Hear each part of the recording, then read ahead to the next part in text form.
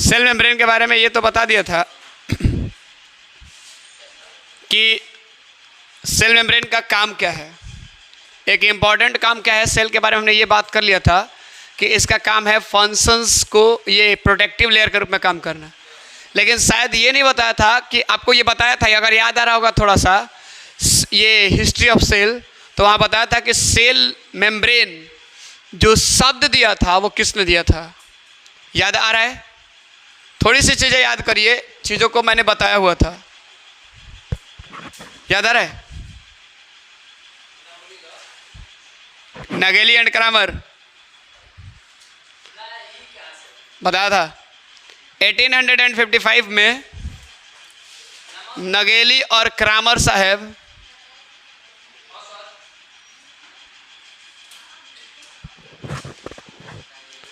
(1855) में इस शब्द का इस्तेमाल किया था, किसका? सेल मेम्ब्रेन का। और किस लिए इस्तेमाल किया था ये जानना चाहेंगे आप? प्रोटोप्लास्ट के बारे में बताया गया था। तो इन्होंने बोला कि प्रोटोप्लास्ट को जो कवर करने वाला लेयर है, जो मेम्ब्रेन है, उसका नाम क्या है? Cell membrane. ये बोला था इन्होंने। तो सबसे पहली बार अगर सेल मेम्ब्रेन वर्ड यूज किया तो किसने किया? नगेली और क्रामर। उसके बाद हमारे पास 1931 का वक्त आता है और 1931 में हमारे पास आते हैं साहब जी प्लॉवे। हाँ, प्लॉवे। ये बोलते हैं इसको कि इसका दूसरा नाम देते हैं क्या चीज़? Plasma lemma. ठीक है, प्लाज्मा लेमा शब्द को किसने दिया था? जबकि हमें यह पता था पहले से कि सेल मेम्ब्रेन का डिस्कवरी किसने किया था, प्लाज्मा मेम्ब्रेन का डिस्कवरी किसने किया था, यह चीज हमें पहले से पता था। 1838 में हो गया था, टी स्वान ने किया था। तो डिस्कवरी हमारे पास 1838 में हो गया था, स्वान साहब ने किया था। नहीं, यानी डिस्कवरी।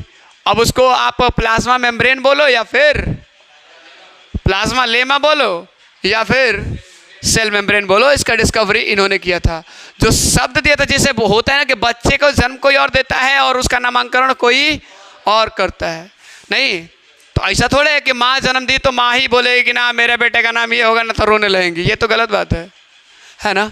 ये गलत बात है। तो नगेली और क्रामर साहब ने उसका नामांकन किया। तो दूसरा नामांकन प्लॉवे साहब ने 1931 में कर दिया। जैसे बच्चे का होता है ना कि अब जौन ज्योतिषी नाम रख दिया कुछ और, क्लास में गया एगो खुरापाती लड़का है, अरे मंगरुआ सुन, अब मंगरुआ नाम रख दिया। अब वो तो कह दिया एक बार, अब पूरा क्लास का लड़का उसको क्या बोलेगा? मंगरुआ मंगरुआ मंगरुआ। जैसे प्लॉवे साहब ने उसको क्या बोल दिया? Plasma lemma. मंगरुआ का है तो शायद जानता था बच्चा कि इसका जन्म मंगलवार को हुआ था, या फिर मंगलवार को स्कूल में एंट्री मारा होगा, इसीलिए उसका नाम पढ़ के क्या? मंगरुआ। पहली चीज, सेल मेम्ब्रेन के बारे में बात करने वाला, ये तीनों के बारे में बात कर रहे हैं। सेल मेम्ब्रेन आखिर है क्या चीज है? सेल मेम्ब्रेन के बारे में हम क्या क्या कह सकते हैं? सेल मेम्ब्रेन को बायो मेम्ब्रेन भी बोला जाता है। सेल मेम्ब्रेन को बायो मेम्ब्रेन। अब सरकार, इन्होंने सिर्फ और सिर्फ बोला था कि ये मेम्ब्रेन है। इन्होंने बोला मेम्ब्रेन को, प्रोटोप्लास्ट को कवर करने वाले मेम्ब्रेन को क्या बोला? Cell membrane. इनको थोड़े पता था कि ये चीज़ें सेल के बाहर वाले लेयर को बोल रहे हैं। अब मेम्ब्रेन तो बहुत सारे हो सकते हैं। जो मेम्ब्रेन है ये सेल के इनसाइड में हो सकते हैं और सेल के आउटसाइड में भी हो सकते हैं। हो सकते नहीं हो सकते हैं? सेल के अंदर में भी हो सकते हैं और सेल को कवर करने वाले लेयर को भी बोल सकते हैं। तो यानी हमारे पास ये इंटरनल भी हो सकता है और एक्सटर्नल भी हो सकता है। फॉर एग्जाम्पल, एक्सटर्नल हमारे पास प्लाज्मा मेम्ब्रेन है ना? प्लाज्मा मेम्ब्रेन, या फिर जिसको हम लोगों ने बात की एक सेल का बाहर वाला लेयर। सर जी एकरा अंदर न्यूक्लियस होता है, याद आ रहा है कुछ? और न्यूक्लियस बाई मेम्ब्रेनस होता है, जो स्ट्रक्चर है वो बाई मेम्ब्रेनस होता है। तो सर जी एकरो के तो मेम्ब्रेन बोल रहे हैं, यस और नो, यस और नो। तो वो सारे मेम्ब्रेन को बायो मेम्ब्रेन बोलेंगे, चाहे वो सेल मेम्ब्रेन ही क्यों ना हो, चाहे वो आपका न्यूक्लियस का मेम्ब्रेन ही क्यों ना हो, चाहे इसके अंदर हमारे पास सेल ऑर्गेनेल्स का ही मेम्ब्रेन क्यों ना हो, इस मेम्ब्रेन को क्या बोलेंगे? Bio membrane. ठीक है, तो बायो मेम्ब्रेन अलग चीज नहीं है। अब यहां पे क्या होता है कि बायो मेम्ब्रेन हमें पता चल गया कि किसको बोलते हैं।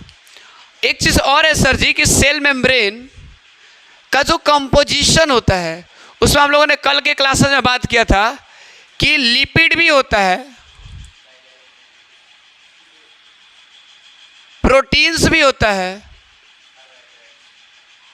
कार्बोहाइड्रेट्स भी होता है, नहीं? और सर जी ई जहां रहेगा वो पानी रहेगा कि नहीं रहेगा?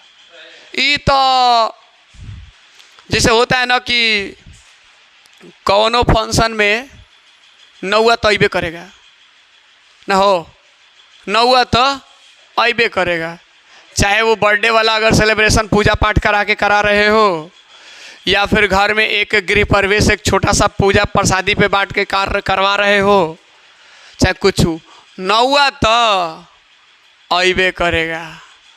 तिलकों में जाता है, सदियों में जाता है, बरतियों में जाता है, श्राद्धों में जाता है, हर जगह जाता है ना, हो नौआ तो अबे करेगा। तो ठीक उस तरह से ही वाटर होता है। अब परसेंटेज की बात कर लेते हैं, तो इसका होता है 50 to 79%, इसका होता है 50 to 70%, इसका होता है 1 to 5% और इसका होता है 20%। जोड़ो तो जुड़ जाता है।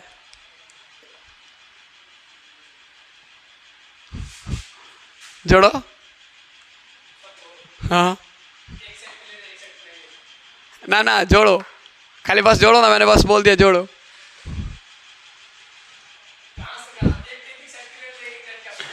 जोड़ना नहीं है भाई, जोड़ना नहीं है। ये चीजें क्लियर है ना? ये कंपोजिशन है किसका? सेल मेम्ब्रेन का। सेल मेम्ब्रेन किस चीज से बना है, ये चीज उसका कंपोजिशन है। अब सेल मेम्ब्रेन का जो अपीयरेंस है वो चीज तो ठीक है, सेल मेम्ब्रेन दिखता कैसा भाई? दिखता कैसा है? सैंडविच लेयर बताया था, कल ही बताया था, सैंडविच स्ट्रक्चर दिखता है। सेल मेम्ब्रेन को आसानी से आप कंपाउंड माइक्रोस्कोप से नहीं विजिबल कर सकते हैं। इसको विजिबल करने के लिए हमारे पास किस चीज़ की जरूरत होती है? Electron microscope.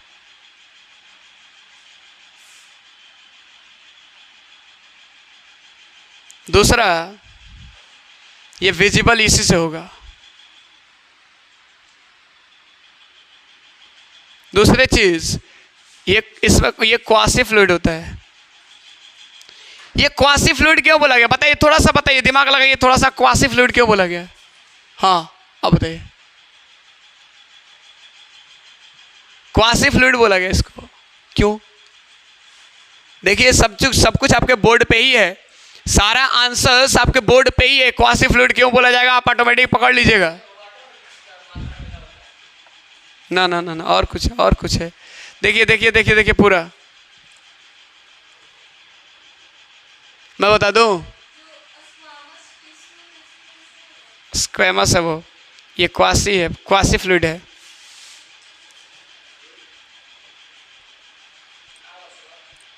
बता दूं, बहुत ही आसान। जरा देखो तो कंपोजिशन में कौन चीज है?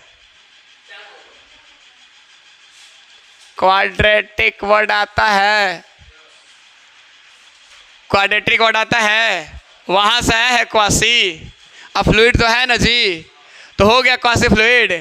दिमाग लगाने वाली थी। क्वासी फ्लूइड क्या होता है पता चल गया? कंपोजिशन में कितना चाहिए? 1 2 3, सिंपल से, एज सिंपल एज दैट। इसीलिए मैंने बोला बोर्ड पे ही आंसर से पकड़ो, बहुत ही आसान। दूसरी चीज, इसकी थिकनेस जानते हो?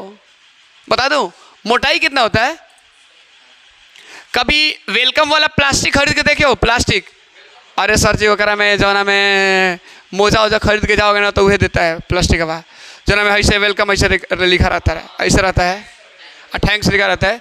किनारे देखो, वो प्लास्टिक के किनारे नीचे लिखा रहता है कुछ थिकनेस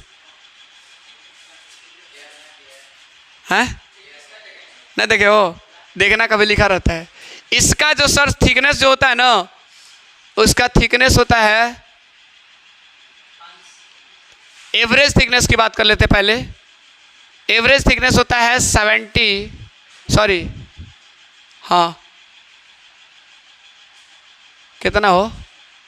70 एंगस्ट्रम, और एवरेज की बात कर ले तो 50 से 75 एंगस्ट्रम। एंगस्ट्रम मेजरमेंट का यूनिट है, थिकनेस के मेजरमेंट का क्या है, यूनिट है एंगस्ट्रम। आपको फिजिक्स में पढ़ने को मिलेगा एंगस्ट्रम, केमिस्ट्री में भी मिलेगा। तो यहाँ पे याद रखिएगा एवरेज थिकनेस इतना है और नॉर्मल थिकनेस इसके बीच में होता है, ठीक है। तो ये थिकनेस आपका एवरेज थिकनेस जब भी बोले तो ये चीज़ याद रखिएगा। Is that clear? ये कभी कभी आपको यहाँ पे 75 भी देता है, ध्यान रखिएगा। तो इसमें मैटर नहीं करता है, अगर 70 दिया रहेगा तो 75 नहीं दिया रहेगा, अगर 75 दिया रहेगा तो 70 नहीं दिया रहेगा। इसके पीछे का रीज़न ये है कि आपको अगर एग्ज़ाम्स जो है ना, जितने भी एग्ज़ाम्स है उसमें आपको वैसे क्वेश्चंस में उलझाया नहीं रखता है जहाँ पे आपको कन्फ्यूज़न हो। डाटा में आपको कन्फ्यूज़न कर सकता है, लेकिन ये अमाउंट वाला जो बात करते हैं ना 70, 75, 80, 90, इसमें नहीं आपको कन्फ्यूज़न करेगा। हो सकता है कि ये चीज़ पूछ सकता है कि नागेली और क्रैमर कब दिए थे सेल मेम्ब्रेन, ऐसा हो सकता है। तो इसमें कन्फ्यूज़न वाली बात ही नहीं होगी, 1855 में जब भी आएगा नहीं। लेकिन ये नहीं पूछेगा आपसे कि आपका ये चीज़ एकदम एप्रोप्रिएट बताइए, एक्यूरेट बताइए, ये एक्यूरेट नहीं होता है, हर का अलग वो होता है। तो लगभग हमारे पास 70 to 75 एंगस्ट्रम ये एवरेज है नॉर्मली, अगर इतना और इतना के बीच में आपका इसका थिकनेस होता है।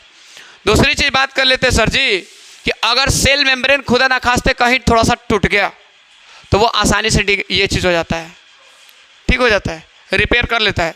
सेल मेम्ब्रेन के पास इतनी एबिलिटी है कि वो अगर टूट गया कहीं पे थोड़ी सी, तो वो चीज़ को क्या कर लेगा, रिकवर कर लेगा। इसके पास रिपेयरमेंट की एबिलिटी है। हाँ, तो आपको थोड़ा पता चलेगा, सेल को ना पता चलेगा। आपका body millions of trillions of cells का भंडार है, 100 ट्रिलियन सेल्स है आप में। सोच रहे हैं आप कितना है? आपकी उम्र, आपको ये एज नहीं भी होगा तो 60 की तो ऑटोमेटिक होगा। आपको कैसे पता चला भाई? सेल एगो है, पता चलेगा। इतना छोटा छोटा स्ट्रक्चर्स आपके ऊपर एक धूल के कण मारे जाएगा, पता चलेगा ना, कब चलेगा? इतना भी सेंसिटिव हमारा बॉडी नहीं है, लेकिन है, लेकिन इतना नहीं। एक ये क्या बोलते हैं, धूल के कण आपके बॉडी पे पड़े तो नहीं पता चलता है। चलता है रास्ते में जब जाते हैं तो कितना धूल के कण आपके बॉडी पे सड़ जाता है, पता चलता है आपको? तो वही चीज़ उससे भी छोटा छोटा ये है। इतना क्लियर है? नोट कर लो फटाक से, मैं लिखवा दूँ इसको।